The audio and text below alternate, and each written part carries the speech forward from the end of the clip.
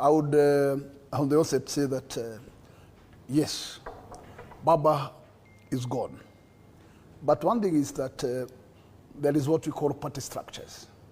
And the party structures ought to be so firm that the structure will be able to succeed as lungs are well clustered.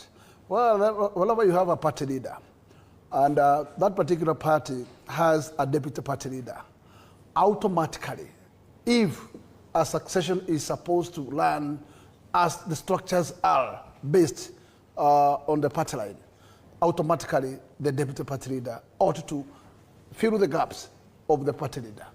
And therefore, there was a serious mistake when Oburu was nominated, and probably in the absence of NDC as per se, and they are in the party structure. Probably there was somebody who was carrying the tag or the mantle of the deputy party leader, and therefore, whoever was the deputy party leader will feel as if he's totally toothless in the party if the consideration was done, probably in his absence or in his presence, but not considered to take over. That's a big, big hole. And I would say, going forward, political parties should learn to be strong and having strong party structures that can be able to succeed freely without a lot of interference. Is there? Most of the party leaders do not want to have those strong deputy party leaders. And what happened is that most of the parties does not have that position of the deputy. And when there is a lacuna with,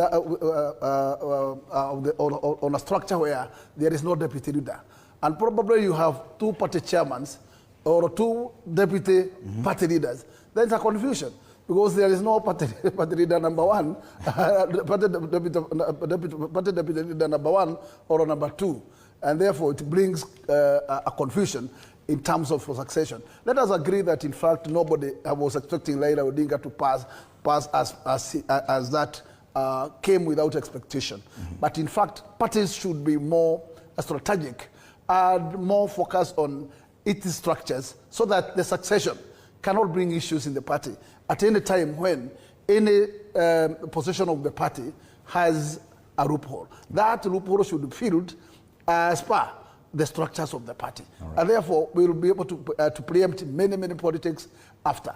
I would say, yes, in terms of reorganizing ourselves, nobody who is a political player,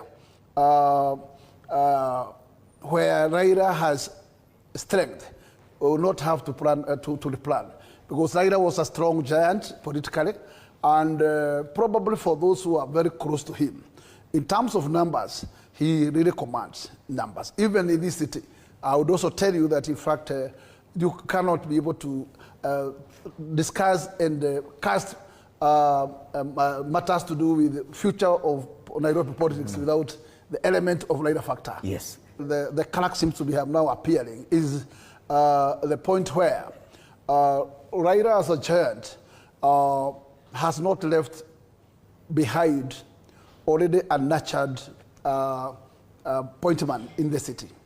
We would say that, in fact, yes, the city has a Secretary General who is Sifuna, who feels to be comfortable. But in terms of matter to do with Nairobi governance, in terms of maybe to do with the gubernatorial positions, that particular seat was bringing some different kind of signals, because Sakaja was a reliant, and almost 100% reliance on succeeding from his second, or securing his second term, because most likely the followers of Raila Odinga will still remain in the party if the party is not going to split.